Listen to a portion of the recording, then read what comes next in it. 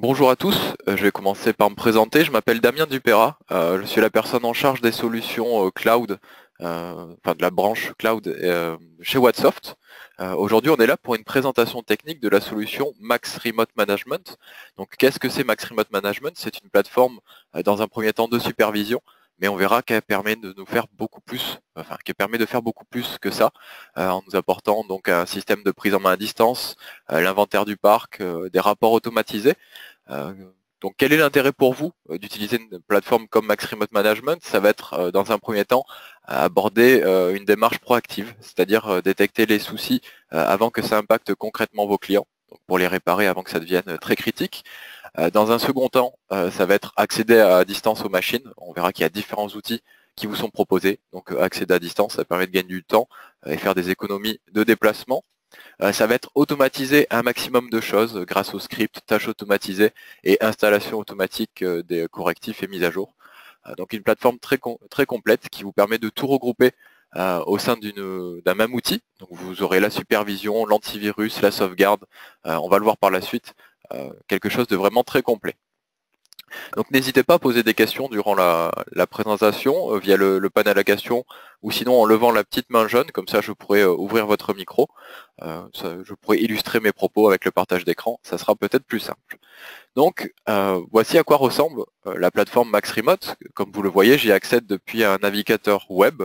Euh, donc on peut y accéder depuis n'importe quel navigateur. Il y a également une application mobile qui est disponible donc sur iOS et sur Android qui permet d'avoir dans sa poche donc l'état de notre parc client, l'état des serveurs, des PC, et on peut éventuellement lancer des prises en main à distance directement depuis son appareil mobile. Si on est en mobilité, ça peut être pratique. Donc comment déployer l'agent? On va voir ça très rapidement. Pour déployer un agent, il faut d'abord créer un client. Vous voyez sur la panel gauche de l'écran, la liste des clients. Vous pouvez créer autant de clients que vous le souhaitez. Donc pour ajouter un client, c'est relativement simple. Fichier nouveau client. Donc là, on va l'appeler démo technique. On voit qu'on a des options complémentaires, notamment la possibilité de déléguer au client un accès à sa plateforme. Bien entendu, il voit uniquement ses serveurs et ses PC. Ça peut être sympa si on a un client avec un aspect un petit peu technique qui aime bien voir ce qui se passe sur son parc. Ici, quelque chose de très important, l'envoi des rapports. Avec une plateforme comme MaxRemote, comme je l'ai dit précédemment, on va tout automatiser, être proactif, donc détecter les problèmes avant que ça impacte concrètement le client. Au bout d'un moment, le client il va se dire bah moi je paye un contrat de maintenance, mais je comprends pas vraiment pourquoi, parce que mon prestataire il fait pas grand chose, je le vois jamais venir chez moi, bah, c'est pas normal. Il faut vraiment envoyer les rapports, donc c'est ici que vous allez les activer. Un rapport quotidien, hebdomadaire, rapport mensuel. Ici vous avez un résumé de synthèse qui fait un récap des serveurs et des PC. Et le message qui va être diffusé grâce à ces rapports, c'est dire au client, certes monsieur, on n'est pas là tous les jours à se serrer la main, à vérifier si votre IT fonctionne bien. Nous, on a une technologie qui nous permet de tout faire à distance. Donc tous les jours, on veille sur votre informatique, on corrige ce qui ne va pas. Certes, on peut le corriger à distance, mais voici un rapport qui vous prouve que tout fonctionne bien sur votre parc. Donc c'est vraiment très important d'envoyer les rapports aux clients et quelque chose de très simple à faire avec Max Remote parce que tout est automatisé. Donc pour la démo, on va faire quelque chose de simple. Je crée le nom du client, j'active pas forcément la délégation des services, je valide. À cette étape-là du process, je ne suis toujours pas capable de déployer mon agent. Pour pouvoir déployer l'agent, il faut que je crée au minimum un site. Vous voyez qu'on peut créer plusieurs sites par client. Le but d'avoir plusieurs sites, c'est peut-être parce que le client a plusieurs agences ou pouvoir segmenter le réseau plus facilement. Pour créer un site, je prends le réflexe du clic droit. Je fais clic droit sur mon client démo technique, ajouter un site. On va l'appeler par exemple Bordeaux, parce que Whatsoft on se trouve en région bordelaise. Vous voyez que le système nous propose des notions de modèle de surveillance. Ça, c'est encore quelque chose qui va nous faire gagner du temps. On va être capable de se créer ces packages, donc on va les voir par la suite, mais Max Remote propose plusieurs options de monitoring, de supervision, d'automatisation. On va pouvoir se créer différents modèles, par exemple un modèle plus dédié au serveur de mail, un modèle dédié au serveur de fichiers, etc., avec différentes vérifications à l'intérieur, et les diffuser très rapidement sur l'intégralité du parc. Donc là, le fait d'utiliser un modèle par défaut va nous permettre de déployer un modèle vraiment sur toutes les machines dès le déploiement. Il faut savoir qu'on pourra modifier le modèle par appareil, donc par exemple par serveur ou par PC, par la suite en faisant un simple clic sur le PC ou le serveur concerné. Donc là, pour la démonstration, je vais laisser le modèle par défaut. Donc quand ici, on a un modèle qui est en inactif, c'est-à-dire qu'on n'a pas sélectionné un modèle personnalisé. Donc le système va effectuer un scan, c'est-à-dire que quand on va installer l'agent sur le serveur, il va scanner l'environnement et nous faire remonter tout ce qu'il est capable de superviser, donc l'antivirus, la sauvegarde, les différents services qui sont installés. Donc vraiment quelque chose d'assez complet et très rapide parce que le scan se fait en quelques secondes. Hop là, je valide. Là, j'ai créé mon client, j'ai créé mon site, je suis capable de déployer mon agent. Donc, qu'est-ce que je vais pouvoir superviser avec la technologie Max Remote Management? Donc, bien entendu, les environnements Windows. On va pouvoir monitorer les environnements Mac, enfin OS X, et Linux. On sera capable de surveiller des machines à la fois physiques et virtuelles. Donc, sur Hyper-V, on va installer l'agent directement sur l'hyperviseur. Sur ES X, malheureusement, on ne peut pas installer l'agent directement sur le serveur ESX. On va donc utiliser une machine qui va faire office de relais. Ça peut être une VM ou ça peut être un autre serveur physique sur le réseau qui va interroger notre centre ESX ou ESXi et nous faire remonter des informations sur l'état de santé, sur l'inventaire des VM qui sont hébergés dessus, sur le processeur, la RAM, enfin vraiment tout ce qui peut être critique sur un environnement virtualisé. Pour déployer l'agent, il y a plusieurs méthodes. On va aller de la méthode manuelle au déploiement en masse. Comment déployer ça? Ici, vous avez un menu qui s'appelle Agent. Télécharger l'agent, vous avez toujours deux versions disponibles. Une version que l'on va dire stable et une version Release Candidate. Pour être franc, ça fait plus de 4 ans que je travaille sur la solution. On n'a jamais eu aucun problème avec les versions RC, donc n'hésitez pas à les exploiter. L'éditeur a un process de test qui est vraiment très avancé avant la publication. La version OS X, la version Mac, et ici vous retrouverez les répertoires d'installation pour Linux. Donc là, vous avez sous les yeux le process d'installation que j'appelle le mode manuel. On va télécharger notre exécutable. Le système, une fois qu'on aura lancé l'exécutable, va nous demander de rentrer notre adresse mail et notre mot de passe, et par la suite de configurer les vérifications qui nous intéressent. Ce modèle-là est très chronophage, vous l'avez compris, ça va être utile pour une, deux, peut-être 3 machines, et après on perd trop de temps. Quel est l'intérêt de ce modèle-là? Ce modèle-là peut être utile dans certains cas, par exemple si on veut installer un PC en mode serveur. Par défaut, l'agent de supervision va détecter le système d'exploitation installé sur l'appareil, et si par exemple c'est Windows 7 qui est détecté, il va s'installer en mode PC. Certains d'entre vous veulent surveiller vraiment de façon très pointue des PC qui font office de serveur et souhaitent installer l'agent en mode serveur. Pour forcer l'installation d'un agent en mode serveur, le seul moyen de le faire, c'est installer cet agent manuellement. Et durant l'installation manuelle, la toute première étape, le système nous demande si on veut installer en mode serveur ou en mode PC. Donc l'installation manuelle, voilà, sera utile pour des tout petits parcs, une ou deux machines, ou bien pour forcer une installation en mode serveur. Après, on va passer sur le déploiement en masse. Ici, vous avez un menu qui s'appelle télécharger le package d'installation du site. Je clique dessus. Le système va me demander mes identifiants. Donc là-dessus, je vais les récupérer parce qu'il y a un mot de passe qui est un petit peu complexe. Excusez-moi.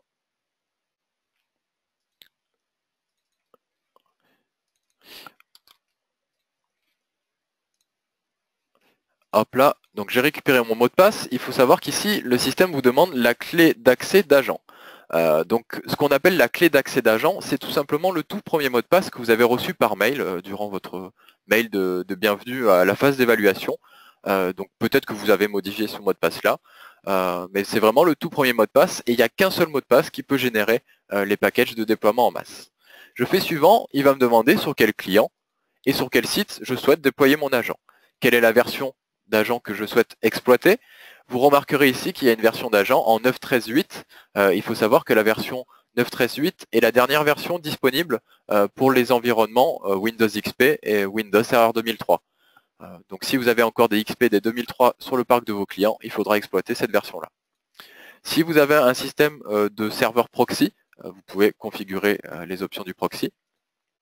On passe à l'étape suivante, on va avoir deux propositions. La première proposition, ce qu'on appelle installation pour stratégie de groupe, donc c'est le déploiement par GPO. Le système va nous générer un paquet MSI pour exploiter cette GPO. Deuxième possibilité, ce qu'on appelle l'installation pour télétravail. Donc là, c'est une traduction qui est un peu hasardeuse, mais tout simplement, qu'est-ce que c'est l'agent de télétravail? C'est un exécutable silencieux qui va nous permettre de gagner énormément de temps. Grâce à l'exécutable silencieux, on va pouvoir éventuellement l'envoyer par mail, le mettre sur un partage réseau et après depuis chaque appareil aller cliquer dessus. L'avantage de cet exécutable silencieux, c'est qu'il n'y a vraiment rien à faire, on double-clique et tout se fait en tâche de fond. Il n'y a pas de fenêtre de dialogue qui s'ouvre, donc ça peut éventuellement permettre une installation autonome de la part du client. Si vous exploitez des consoles antivirus telles que Kaspersky, il faut savoir que Kaspersky permet de déployer des exécutables à distance grâce à sa console centralisée. Il suffira donc d'injecter l'exécutable silencieux dans la console et le déploiement du parc se fera en quelques minutes, vraiment très rapidement. Donc une fois que j'ai déployé mes agents, vous allez avoir une console qui va ressembler à celle-ci. Donc vous voyez ici qu'on a un onglet serveur, un onglet poste de travail, un onglet appareil mobile, parce qu'on peut gérer également les tablettes et smartphones, donc sous Android, sous iOS et sous Windows Phone. On retrouve ici un onglet service qui va nous permettre de gérer tout ce qui est service Office 365 et Google Apps. Les services MaxMail également sont gérés et synchronisés à l'intérieur. Et là, ce qui nous intéresse également, c'est cet onglet réseau. À partir du moment où vous avez déployé un agent de supervision sur le parc de vos clients, cet agent va être capable de scanner l'intégralité du réseau et nous faire remonter tout simplement tout ce qui a une adresse IP. Donc ici, vous voyez dans Appareil connecté, vous avez l'ensemble du parc Whatsoft avec toutes les adresses IP qui sont remontées. Ici, on voit qu'il y a une colonne qui m'indique si l'agent est installé ou non. Par exemple, j'ai un appareil ici qui n'a pas l'agent installé. Je fais clic droit, transmission push de l'agent. Cela va vous permettre de déployer très facilement et on va dire en masse l'agent sur le parc du client. Cette fonctionnalité est compatible pour Windows et pour Mac. Pour Linux, il faut savoir qu'on peut faire un déploiement uniquement manuel. Il n'y a pas de système de déploiement en masse pour le système Linux. Autre petite option sympa dans l'onglet réseau, ici vous pouvez faire un export au format CSV pour fournir un inventaire vraiment très complet à votre client. Concernant l'inventaire du parc, donc il va falloir déployer bien entendu l'agent sur toutes les machines, tous les serveurs, tous les PC. Une fois qu'on a fait cet inventaire, il vous suffira, ce déploiement, il vous suffira ici d'aller dans Affichage, Suivi d'actifs, et on va se retrouver dans une console, entre guillemets, une console bis. Hop, je choisis mon parc, donc mes différents clients. Et là, c'est une console qui est vraiment dédiée à l'inventaire du parc, qui est plus poussée en termes d'inventoring. Ici, on voit le matériel, le logiciel, les logiciels sous licence, les mises à jour installées, etc. On voit qu'on peut mettre des champs personnalisables, donc indiquer la date de fin de garantie, la licence Office qu'on aurait fait remonter avec un script. Il y a un script qui est disponible dans la console qui nous fait remonter la licence Office installée sur les appareils. Et on a fait des différents tests, donc mettre mise à jour Windows, etc. Et d'un simple clic, vous pouvez générer un rapport d'inventaire client. Donc vous choisissez votre client, hop là, et ça nous génère un rapport d'inventaire plutôt simple et efficace, avec le nombre de serveurs, de PC, d'appareils portables, les OS qui sont détectés, et un mini résumé par appareil qui nous est communiqué. Donc si vous voulez déléguer au client un inventaire de son parc en quelques secondes, vous pouvez le faire avec Max Remote Management. Autre option intéressante, une fois qu'on a installé l'agent de supervision, je ne sais pas si vous voyez bien dans ma barre de tâches, mais ici il y a un petit logo qui apparaît, c'est le logo Whatsoft. Et quand je clique dessus, donc j'ai des options avancées qui apparaissent. Je peux aller sur le site web de Whatsoft, je peux faire une demande d'assistance, apparaître notre numéro de téléphone, signaler un incident, donc ça m'emmène sur le système de gestion de tickets qui est intégré dans Max Remote Management. Mais ce qui est sympa dans le système de demande d'assistance, c'est que ça va ouvrir le gestionnaire de mail installé sur l'appareil. Ça va automatiquement prendre un screenshot de l'écran au moment où j'ai appuyé sur le bouton. Ça va le mettre en pièce jointe. Vous avez la possibilité de préconfigurer un formulaire de demande. Donc quel est votre système d'exploitation, quel est le problème rencontré, etc. Le client complète les informations manquantes. Il a juste à cliquer sur envoyer. Votre adresse de support aura été préconfigurée. Et ça vous permet de communiquer vraiment très facilement avec le client. Je reviens encore une fois à ce mot-là, cet aspect-là, la communication client, quelque chose de très important quand vous avez une approche de proactivité, une approche MSP. Le client doit se sentir entouré, doit sentir votre présence au quotidien, que ce soit via les rapports automatisés, ou bien que ce soit par ce petit logo qui lui rappelle votre présence, et il sait que s'il a besoin d'un service, s'il a besoin d'une prestation, il a juste à cliquer sur un bouton pour faire appel à vos services. Là, on a vu la phase de déploiement d'agents, donc comment ajouter un site, ajouter un client, déployer les différents appareils. Est-ce que vous avez des questions sur ce que je viens de présenter? C'est quand même la base, le pilier de Max Remote. Est-ce que ça vous a paru clair ou il y a un point que vous souhaitez éclaircir?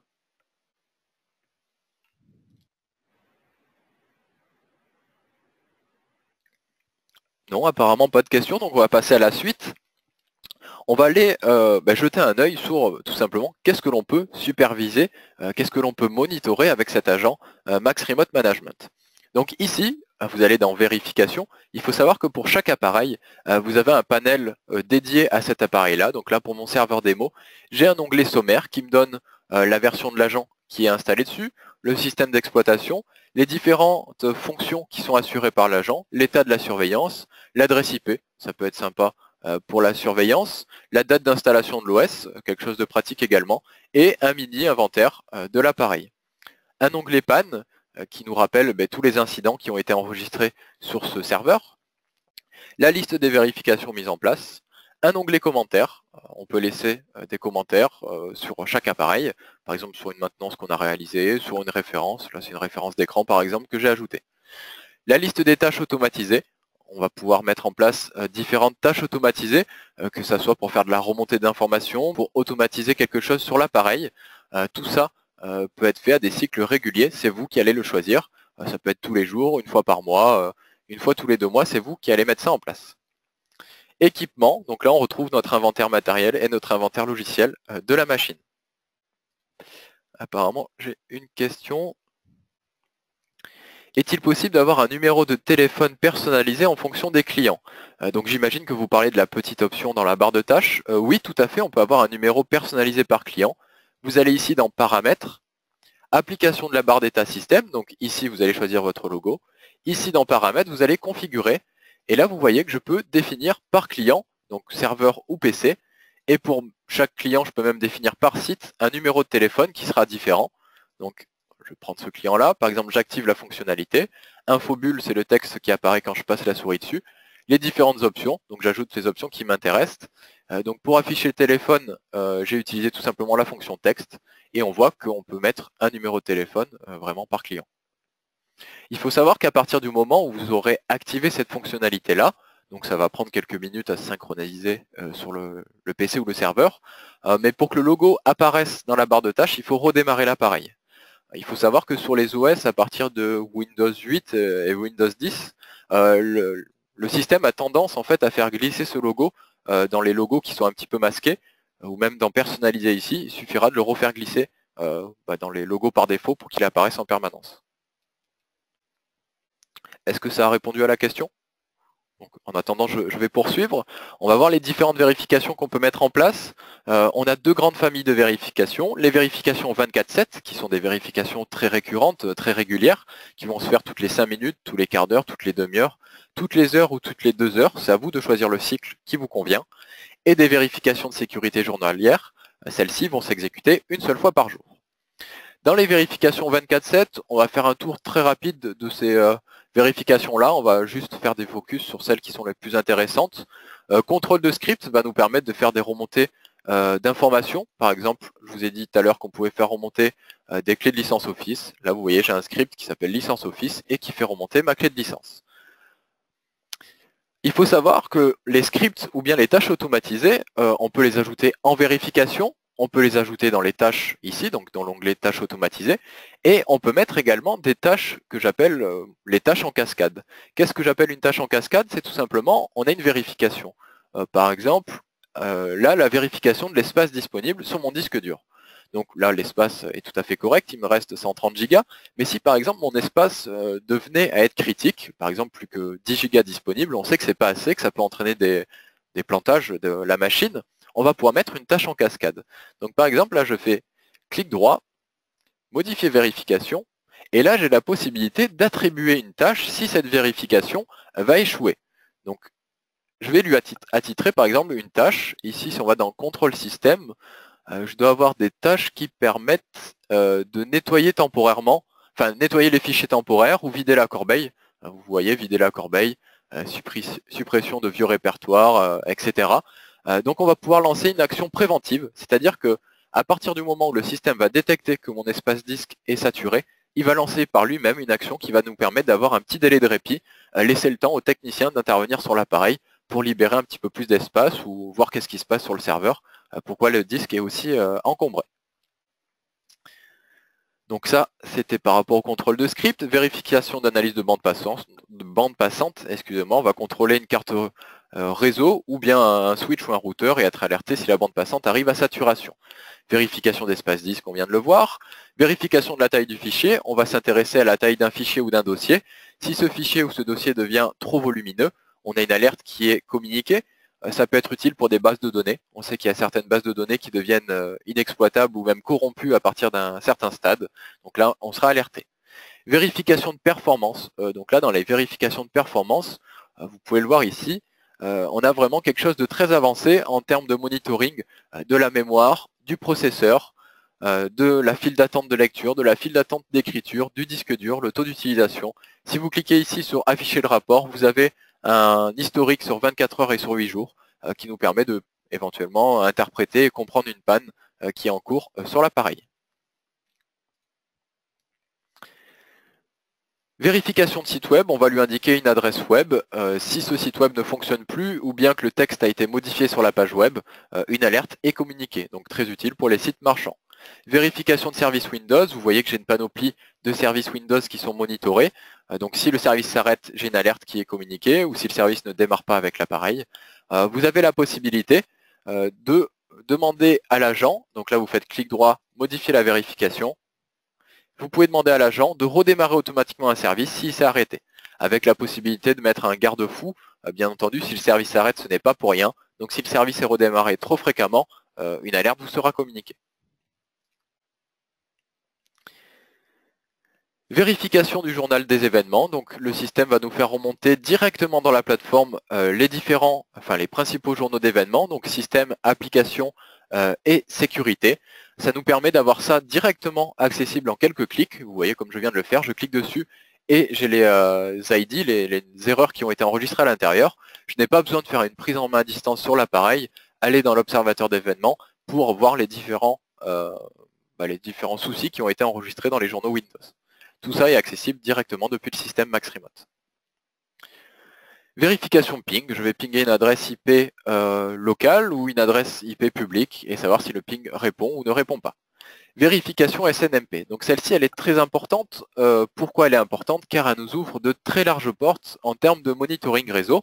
Quasiment tous les appareils réseau aujourd'hui sont compatibles SNMP, que ce soit les NAS, que ce soit les cartes RAID, les téléphones IP, les caméras. Tous ces appareils-là vont pouvoir nous remonter des informations via le contrôle SNMP. Donc nous, chez Wattsoft, si on regarde, on a mis en place des contrôles. Là, par exemple, sur cette machine, ce serveur fait office de relais pour interroger un NAS QNAP. Donc il nous dit que le NAS est en bonne santé.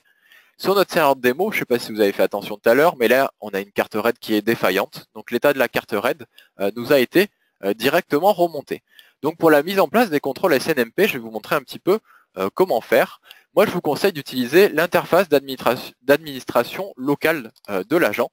Il faut savoir que l'agent, on peut le configurer depuis cette console cloud que vous avez sous les yeux, mais sur chaque PC et sur chaque serveur, vous aurez un agent donc, qui apparaît ici, donc qui s'appelle Advanced Monitoring Agent. Donc quand je clique dessus, je peux l'administrer. Mais là, on va aller jeter un œil sur mon serveur. Hop là.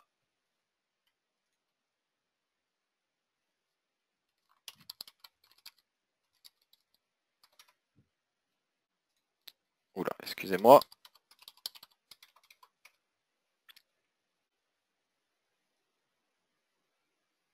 Voilà l'interface d'administration. Donc là, vous voyez que nous, on a une très vieille console. Le produit porte encore le nom de GFI Max Remote Management. Mais vous inquiétez pas, le bon nom du produit, c'est Max Remote Management ou très prochainement MSP Remote Management. Donc là, on retrouve nos deux types de vérifications, les vérifications 24/7 et les vérifications de sécurité journalière. Pour paramétrer mon contrôle SNMP, je vais aller ici dans Paramètres, configurer les vérifications, vérification SNMP, et ici, je vais pouvoir ajouter les contrôles. Donc, je clique sur Ajouter. J'ai ma liste de fabricants. Donc là, vous voyez que la liste est plutôt bien fournie. Vous avez la possibilité de créer vous-même vos contrôles SNMP. Donc là, par exemple, le contrôle SNMP du NAS, ce qui est intéressant de le faire en local, pourquoi je vous dis de le faire en local, c'est qu'on peut tester en live les vérifications si elles sont fonctionnelles.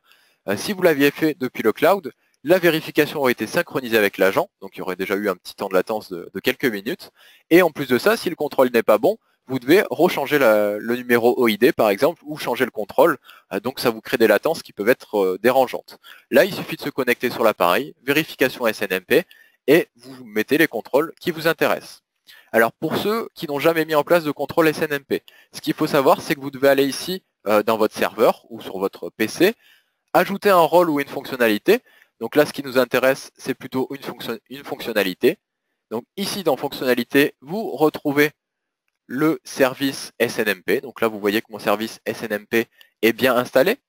Une fois que le service a été installé, il faut redémarrer l'appareil. Donc vous redémarrez l'appareil. Ici, vous allez dans la gestion, excusez-moi, vous allez dans la gestion des services.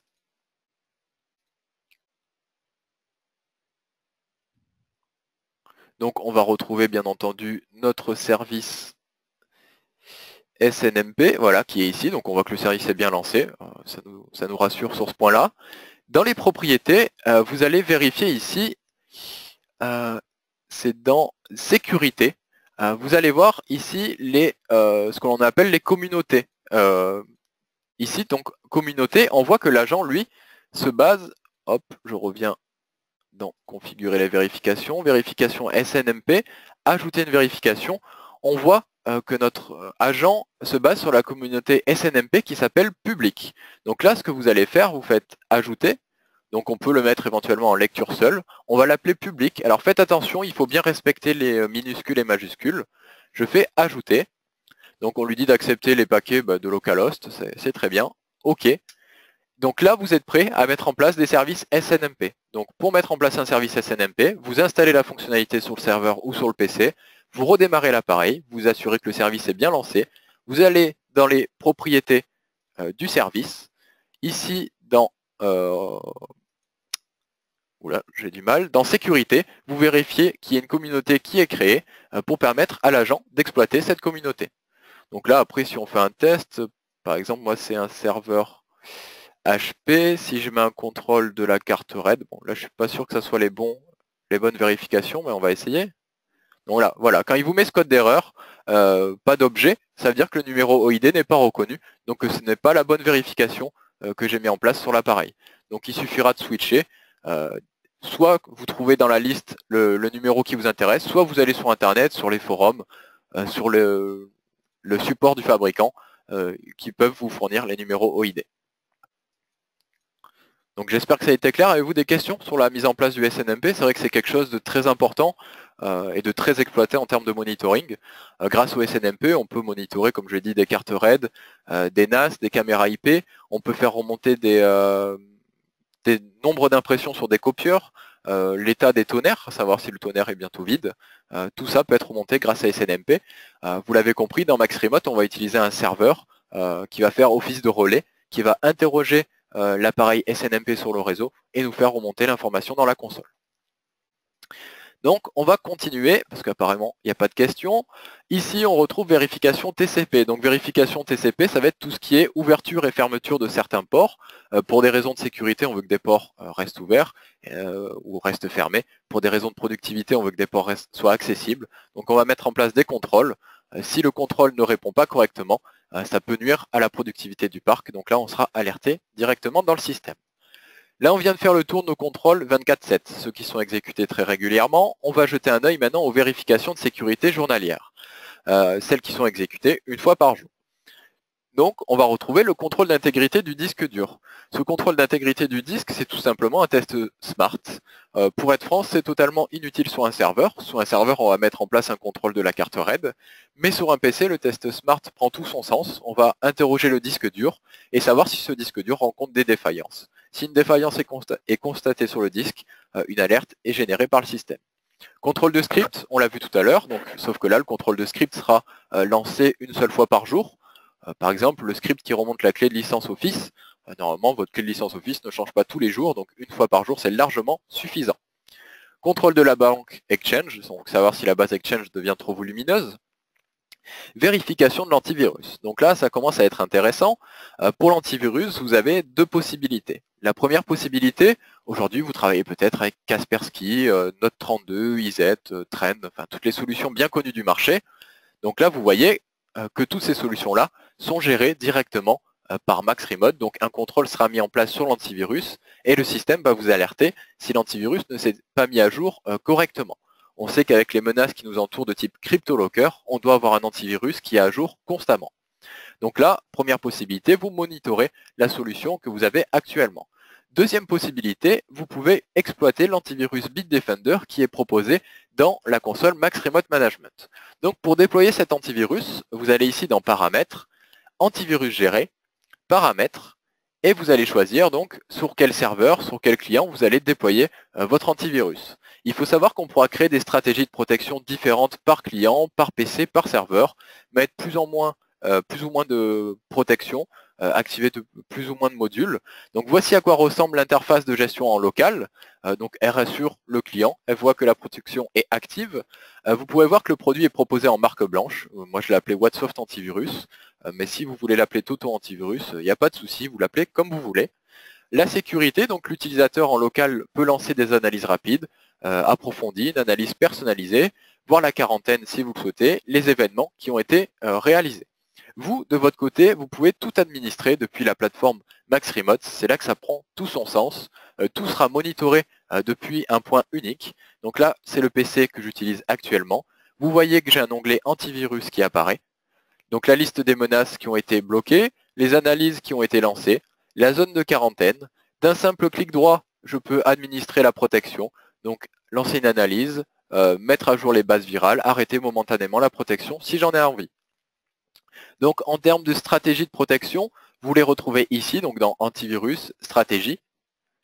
Donc vous pouvez créer autant de stratégies que vous le souhaitez. Par exemple, si j'édite celle-là, vous allez voir les différents paramètres qui sont disponibles. Donc le nom de la stratégie, afficher l'icône dans la barre de tâches ou non, la zone de quarantaine, si je garde plus ou moins les menaces à l'intérieur, paramètres d'installation, donc ça quelque chose de très important au déploiement, pensez à changer la langue, parce que si vous installez un antivirus en anglais dans un premier temps, il va rester en anglais quasiment tout le temps. Enfin, vous pouvez changer la langue ici, mais à chaque redémarrage, je crois qu'il faudra le refaire. Donc pensez bien ici à mettre français, paramétrer vos informations, parce que si je fais clic droit à propos d'eux, c'est les informations de Whatsoft qui apparaissent, mais dans votre cas, ça sera vos informations à vous, vos informations personnalisées. Dans Analyse, donc on voit tout ce que je peux configurer, analyse rapide, analyse approfondie, on voit que je peux lui dire d'utiliser une priorité faible pour ne pas saturer l'appareil, qu'est-ce que je vais scanner, etc. Donc on a différents modules de protection, des analyses classiques, donc analyse antivirus, rapide, approfondie, un module active protection, une analyse comportementale, je peux mettre en place des exclusions et définir comment corriger ce qui a été détecté, donc les menaces qui ont été détectées sur les appareils. Donc la technologie Bitdefender qui est proposée à un prix vraiment très agressif. Je ne vais pas l'évoquer en ligne parce que ça sera certainement mis sur YouTube. Donc si un client final tombe dessus, ça serait dommage pour vous. Mais n'hésitez pas à me contacter pour avoir la tarification. On est même mieux placé que la solution Bitdefender qui est proposée, on va dire, sur le marché français. J'ai une question, peut-on faire un modèle des contrôles que l'on veut faire et l'appliquer à certains groupes de PC serveurs? Oui, tout à fait. Donc, je vais vous donner un exemple. Par exemple, ce PC-là que j'utilise, vous avez peaufiné vraiment à merveille vos vérifications, tout est parfait sur l'appareil. Vous souhaitez l'exploiter comme un modèle. Donc là, vous faites clic droit, modèle de surveillance, créer un modèle de surveillance. Donc, inclure les vérifications, éventuellement les tâches si vous avez mis des tâches automatisées. Et là, il va vous faire un copier-coller un petit peu de tous les contrôles que vous avez mis en place. Donc vous allez lui donner un nom un petit peu plus personnalisé que celui qui est mis par défaut.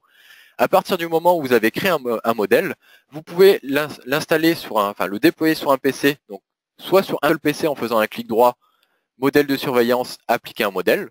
Donc là, il va vous demander de sélectionner le modèle, vous le faites glisser ici dans modèle sélectionné, et là vous avez des options par rapport au comportement que vous voulez adopter. Donc ça, c'est pour un appareil.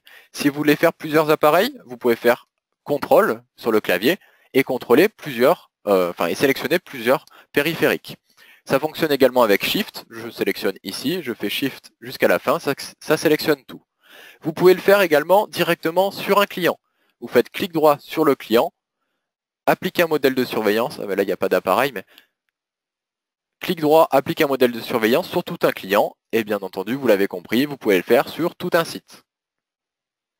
Donc vous voyez que cette option va nous permettre de gagner beaucoup de temps et déployer les services que l'on souhaite vraiment mettre en place en quelques clics.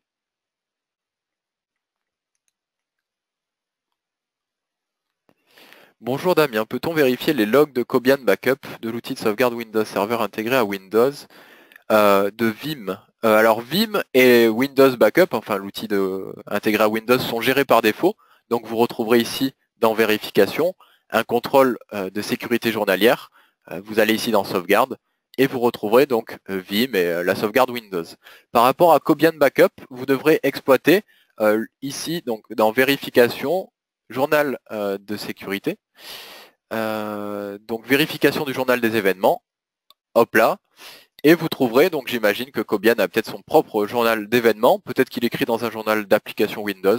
Donc vous trouvez le journal d'événements qui vous intéresse, vous irez chercher sur le web les ID qui correspondent à un ID de sauvegarde d'erreur, par exemple ID 1832, la source de l'événement, et dès que le système va détecter une sauvegarde échouée, il vous mettra une alerte dans la console.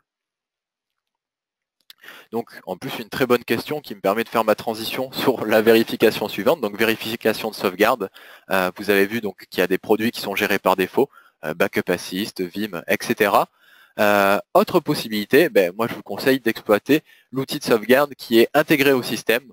Donc là on retrouve exactement la même philosophie que pour l'antivirus, c'est-à-dire qu'à partir du moment où vous avez l'agent MaxRemote installé, cet agent sera capable de déployer par lui-même le moteur de sauvegarde ou le moteur antivirus.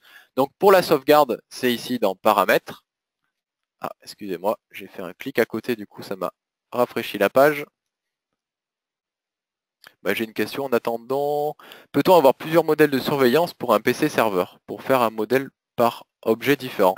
Oui, un PC ou un serveur peut accepter plusieurs modèles de surveillance, c'est-à-dire que vous allez les appliquer par couche, donc modèle 1, modèle 2 par la suite, ou même appliquer deux modèles à la fois, parce qu'on peut les faire glisser deux modèles dans la colonne de droite, donc vous pouvez les appliquer en même temps.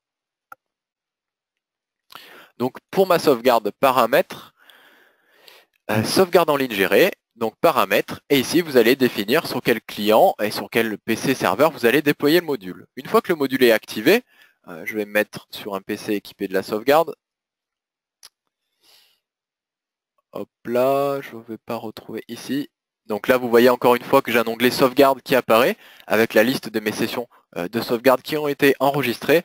Mais là, le point qui est très important pour vous, c'est que vous pouvez tout administrer à distance. Donc là, je fais clic droit, sauvegarde en ligne, et là, je fais ouvrir gestionnaire de sauvegarde. Et je fais une sorte de prise en main, en fait, à distance, mais uniquement sur le gestionnaire de sauvegarde. C'est-à-dire que d'un simple clic, ça m'ouvre un onglet, et grâce à cet onglet, je vais administrer ma sauvegarde sur le PC ou le serveur du client. Donc là, vous voyez qu'il y a un petit temps de chargement, parce que c'est un lien public, donc ça va dépendre de la bande passante qui est disponible. Mais là, je gère mon gestionnaire de sauvegarde comme si je l'avais ouvert localement sur mon PC. Donc je peux modifier la sauvegarde, faire une restauration, avoir la vue d'ensemble, donc qui me donne l'info sur les différentes sauvegardes qui ont été lancées. Il faut savoir que l'outil de sauvegarde qui est proposé dans Max Remote Management est vraiment très polyvalent. C'est un outil de sauvegarde qui se veut hybride, c'est-à-dire que par défaut, il va envoyer les données sur le cloud de l'éditeur, mais vous avez la possibilité de se faire une copie en local, donc sur un NAS, un RDX ou même sur un disque dur. L'avantage d'avoir une copie en local, c'est déjà il y a une double copie des fichiers. Vous aurez une restauration qui sera 100 fois plus rapide. Vous aurez une continuité de service, c'est-à-dire que si Internet tombe en panne chez le client, les sauvegardes vont continuer à se faire localement et dès que le web sera réparé, une synchronisation sera effectuée sur le data center de l'éditeur. L'outil est vraiment très polyvalent. On va pouvoir faire de la sauvegarde de fichiers, comme le fait toutes les solutions, jusqu'à de la sauvegarde d'images système, du plan de reprise d'activité. Donc on va gérer tout ce qui est base de données également, donc MS SQL, MySQL, SharePoint, Oracle, Exchange, avec une restauration granulaire au mail près sur Exchange. Images de machines virtuelles, donc on va pouvoir gérer Hyper-V, VMware. On va faire des images système. Il faut savoir que l'outil travaille sur du Delta Block, c'est-à-dire qu'il va uploader uniquement les blocs qui ont été modifiés, ce qui nous permet d'avoir une sauvegarde relativement efficace et redoutable en termes d'utilisation de bande passante. Donc ça va optimiser au mieux toutes les connexions de vos clients. Si vous avez des clients qui ont des connexions Internet un petit peu longues, enfin un petit peu lentes, on vous propose une option de seeding, c'est-à-dire qu'on va faire la première sauvegarde via une connexion qui est plus rapide. Donc vous allez chez votre client, vous paramétrez la sauvegarde, vous choisissez la destination du seeding, et il va donc compresser et crypter les données sur votre disque dur externe. Vous rentrez à votre bureau où vous avez une meilleure connexion Internet et vous faites le premier upload. Une fois que le premier upload est terminé, la sauvegarde reprend son cours sur le PC ou sur le serveur du client. Vous avez une option ici qui s'appelle sauvegarde de l'image en mode veille. Donc bon, une traduction un peu étrange aussi, mais là ça va nous générer en fait un fichier VHD ou VHDX sur le PC en lui-même ou sur le réseau, sur un NAS par exemple, et ce fichier VHD sera mis à jour quotidiennement. C'est-à-dire que les blocs qui ont été rajoutés durant la journée seront copiés sur ce fichier VHD, et ça vous permet d'avoir un outil de restauration, de reprise d'activité vraiment redoutable, parce que si le serveur du client tombe en panne, il vous suffira de lancer son image virtualisée. Donc quelque chose de très intéressant pour proposer du plan de reprise d'activité à vos clients. Il faut savoir que le système est capable de reconstituer des machines qui étaient physiques à l'origine en machines virtuelles sous forme de fichiers VHD ou VMDK pour convenir à tout type d'utilisation. Donc il faut savoir qu'on a des présentations dédiées à l'outil de sauvegarde. Là, je vous ai fait un petit aperçu rapide, mais si vous voulez quelque chose de plus avancé, on a des webinaires prévus à cet effet. Reprenons les vérifications. Donc on a vu la sauvegarde, vérification des journaux d'événements, on en a parlé tout à l'heure, donc on va pouvoir contrôler les différents journaux d'événements et faire ressortir des ID bien précis.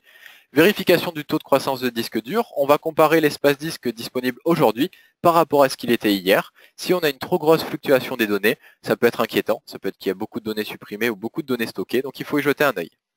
Vérification SNMP, on l'a vu tout à l'heure, donc j'espère que vous avez compris que c'est grâce à ça que vous allez monitorer tous les éléments réseau, et vous avez, j'espère que la mise en place que je vous ai montrée vous a permis de comprendre un peu mieux ce mode de fonctionnement. Échec de vérification de la connexion. Donc là, un outil vraiment très utile pour détecter les tentatives de hack sur des serveurs en brute force. Alors par exemple, si on se met sur ce serveur-là, je suis sûr qu'il va... Bon, là, on a une connexion échouée, c'est pas bien grave, mais en fait, ce contrôle-là va vérifier sur les serveurs si des gens ont tenté de se connecter à la machine avec des logins et des mots de passe échoués. Donc là, vous voyez que nous, on a de la chance et que chez WhatsApp, c'est plutôt bien sécurisé. On a une tentative qui a été enregistrée, mais chez certains clients, il y a des tentatives de hack en brute force. Donc le brute force, c'est des bots sur Internet qui attaquent le serveur avec des logins et des mots de passe aléatoires pour essayer de s'introduire. Donc là, on voit que c'est administrator qui a été utilisé et qui a une seule tentative. Mais chez certains clients, je vois des tentatives à 30 000 tentatives par jour, ce qui est vraiment énorme. Petit 1, ça ralentit l'appareil parce qu'il tente de répondre à ces logins. Et petit 2, c'est une faille de sécurité. Au bout d'un moment, le bot trouvera une combinaison qui va lui permettre de s'infiltrer dans la machine. Donc là, il vous suffit de relever les adresses IP qui vous sont communiquées par l'agent et les bloquer via un pare-feu ou via l'antivirus, enfin pare-feu physique ou pare-feu logiciel présent sur l'appareil.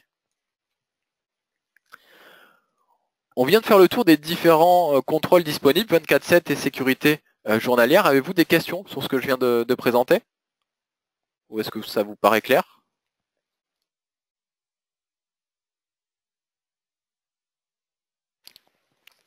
On va passer à la suite. Dans mon process, donc là on a vu, on crée notre client, on crée le site, on déploie les agents. Ces agents, on va mettre en place des contrôles, des sondes, des tâches. Ces tâches et ces sondes vont nous remonter des alertes. Donc là, vous voyez que j'ai des croix rouges qui apparaissent dans ma console. Là, on va être amené à intervenir à distance sur ces PC-là. Donc, quels sont les outils de prise en main qui sont mis à ma disposition? Vous avez ici, dans Paramètres, une option qui s'appelle le Tech Control. Donc, pour déployer le Tech Control, vous allez ici aller dans Paramètres et choisir encore une fois sur quel serveur et sur quel PC vous allez mettre en place la fonctionnalité. Il faut savoir qu'aujourd'hui, le Tech Control, on vous propose deux technologies. Pour choisir la technologie que l'on va mettre en place, on va aller ici, on va créer une stratégie. Donc, on va donner un nom à cette stratégie. Et ici, donc, vous avez la stratégie qui est basée sur MSP Anywhere. C'est une nouvelle technologie qui est proposée par l'agent. Donc, vous allez pouvoir choisir la langue d'utilisation. Dans sécurité, on peut demander la permission à l'utilisateur, personnaliser le texte qui apparaîtra sur l'écran du client. vous avez des options d'authentification avancées, mais il faut savoir qu'on a la possibilité de masquer le fait qu'on fait une prise en main au client. C'est-à-dire que si vous décochez cette option-là, le client ne verra pas que vous contrôlez sa machine, à part bien entendu si vous faites bouger sa souris, mais il n'y a aucune pop-up qui apparaît sur l'écran de l'utilisateur. Tout ça se fera de façon invisible. Donc ça, c'est la technologie basée sur MSP Anywhere, mais vous avez la possibilité de déployer un Tech Control sur la technologie TeamViewer. Donc ici, Tech Control paramètres. On va se mettre sur un client de test. Hop là. Et vous choisissez le moteur qui vous convient le mieux. Donc soit TeamViewer, soit MSP Anywhere. Une fois que vous aurez fait votre choix, donc vous lancez l'installation, ça prend quelques minutes à se déployer sur les appareils et on va voir que la prise en main se fait vraiment très rapidement. Donc là, c'est un Tech Control basé sur TeamViewer. Je clique ici, ça me télécharge un fichier TVC qui est reconnu par TeamViewer et hop, ça me lance la prise en main à distance. Donc là, on est sur notre vieux serveur de démo qui a très peu de ressources, donc ça prend plus de temps, mais vous verrez que sur des machines au goût du jour, c'est quasi instantané. Voilà, donc on y arrive sur notre bon vieux serveur 2003, bon, qui a le mérite de fonctionner pour les tests. Autre possibilité, le nouvel outil, enfin l'outil qui est basé sur la technologie MSP Anywhere. Donc là, vous voyez sur mon appareil que l'outil est déployé. J'ai dit une bêtise parce que l'outil est en maintenance. J'ai lancé une maintenance sur mon PC juste avant. Alors, hop là, non, là c'est encore un TeamViewer basé sur la technologie. Est-ce que j'ai un TeamViewer de disponible en version MSP Anywhere? Ben, je pense pas. Désolé, j'ai lancé la maintenance juste avant.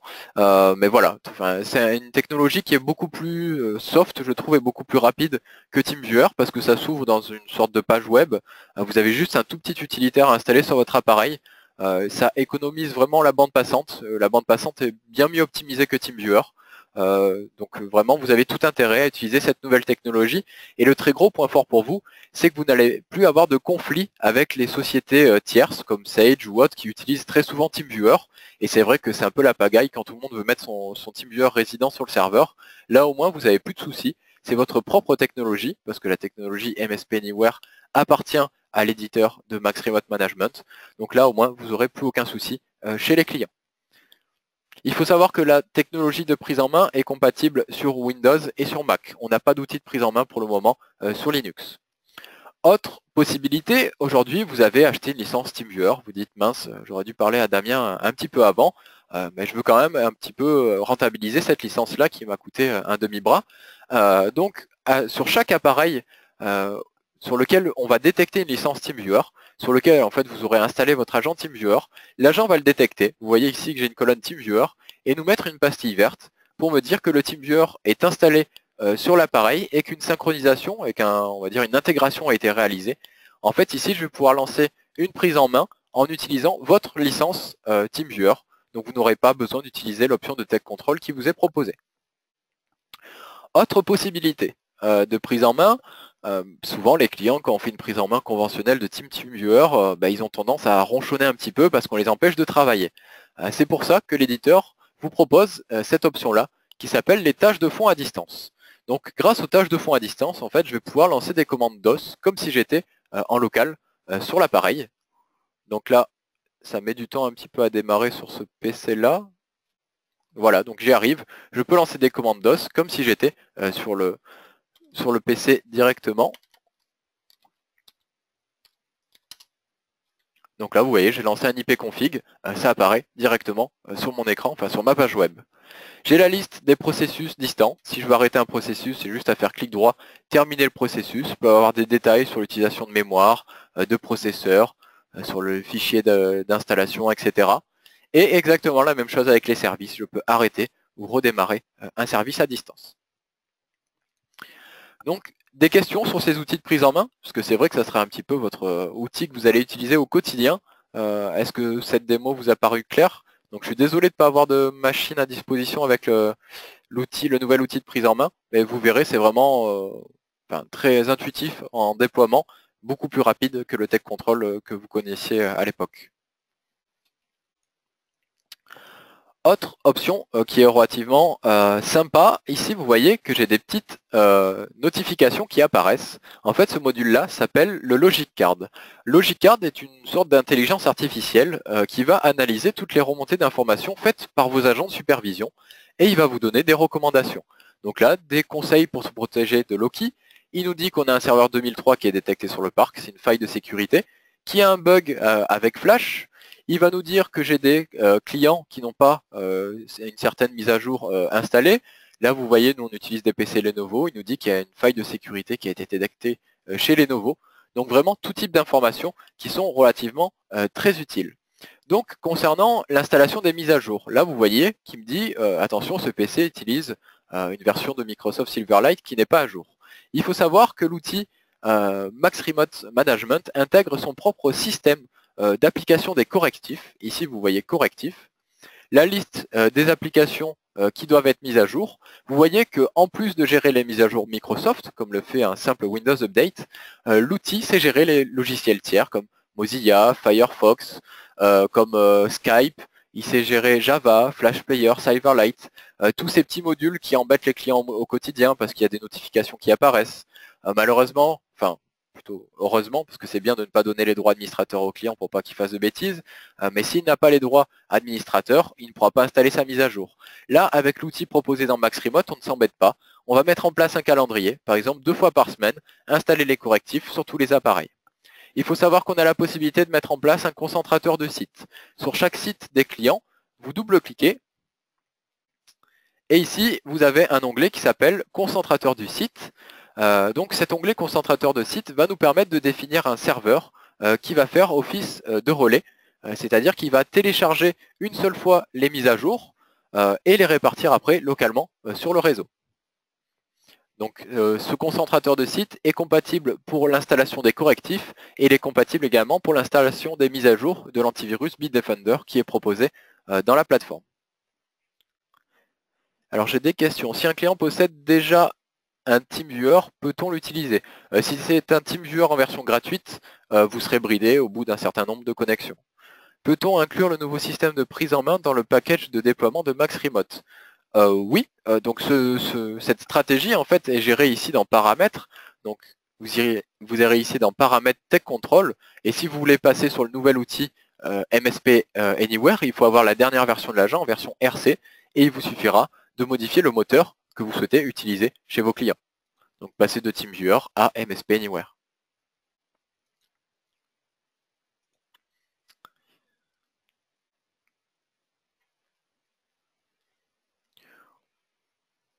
Avez-vous des questions, notamment sur cette fonctionnalité d'installation des correctifs qui est vraiment très importante? Vous devez installer les correctifs le plus fréquemment possible chez vos clients. Là, c'est un outil qui vous permet de le faire vraiment de façon tout automatisée. Ici, vous allez dans Paramètres, Gestion des correctifs, Paramètres. Vous retrouvez encore cette célèbre arborescence avec les clients et les PC. Donc on choisit par exemple ici, vous faites Paramètres actifs. Vous allez soit le mettre en mode alerte, donc il vous mettra une alerte rouge dès qu'il y aura un correctif non installé. Moi je vous conseille le mode rapport, il vous dira juste qu'un correctif est disponible, mais sans mettre d'alerte forcément. Ce module-là, inclure les vulnérabilités, vous pouvez le désactiver parce qu'il y a un nouvel outil qui a été implémenté dans Max Remote qui fait un scan de vulnérabilité sur le système. Et ici, vous voyez qu'on a une approbation automatique, donc on va dire au système, tu installes automatiquement les mises à jour critiques et les mises à jour importantes, par exemple. Hop, que ce soit pour Microsoft ou les autres fournisseurs. Et ici, vous cochez installation programmée et vous sélectionnez votre calendrier. Donc par exemple, 2 fois par semaine, entre midi et 2, on va installer les correctifs. Vous gérez de A à Z le process de redémarrage. Donc si vous souhaitez jamais redémarrer les appareils, quand c'est obligatoire ou à chaque installation de mise à jour. Si la mise à jour n'a pas pu s'installer parce que le PC était éteint, exécutez dès que possible. Donc vous voyez que le process est relativement simple à configurer et relativement redoutable en termes de gain de temps et de sécurité du parc. Concernant le nouvel outil de test réseau, donc ici vous avez un module qui s'appelle Risk Intelligence. Ce module-là va lancer plusieurs scans sur le réseau de votre client. Donc je crois qu'il y a 5 ou 6 scans différents qui sont réalisés et vous émettre des alertes, vous générez un rapport disant attention, chez tel client, voici l'état du parc, voici les failles de sécurité qui ont été détectés, les potentiels risques qui peuvent nuire à la sécurité, combien ça peut coûter à la société.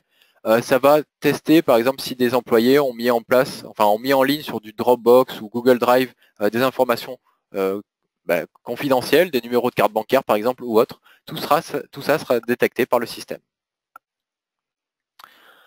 Je pense qu'on a fait un tour relativement complet de l'outil. J'arrive à la fin du temps qui m'était imparti, donc on avait décidé de faire ça sur 1 heure.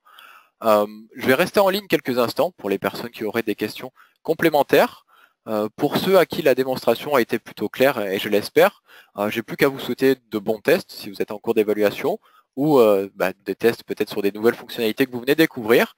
Si vous avez des questions qui vous viennent à l'esprit par la suite, n'hésitez pas à me contacter. Vous pouvez le faire ici, vous avez un système de chat en ligne qui est mis à votre disposition. Il vous suffit de cliquer ici, vous tombez sur moi ou sur un de mes collègues. Bien entendu, je suis disponible par téléphone ou bien par mail. Vous pourrez m'envoyer un mail à vente@whatsoft.com. Je reste en ligne quelques instants complémentaires pour répondre aux questions. Mais si ça a été OK pour vous, j'ai plus qu'à vous souhaiter une très bonne journée et on se dit à bientôt pour notre projet commun sur Max Remote Management. Merci à vous d'avoir participé à la présentation et je reste dispo pour quelques questions. Peut-on stocker les mises à jour en local chez le client quand il y a une connexion Internet pas rapide? Oui, donc il faut utiliser le concentrateur de site, comme je l'ai expliqué. On double-clique sur le site du client, vous faites clic droit, modifier le site, et ici vous allez définir un concentrateur de site. Donc le concentrateur de site, c'est forcément un serveur. S'il n'y a pas de serveur chez le client, vous installerez un PC en mode serveur, et ce serveur va faire office de concentrateur, donc télécharger les correctifs une seule fois et les appliquer sur tout le réseau pour gagner de la bande passante.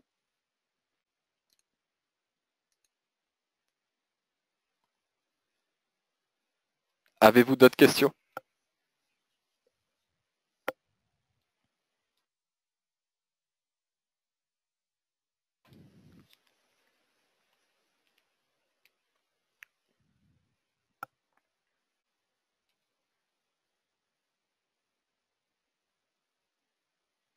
Non, apparemment ça a été clair pour tout le monde.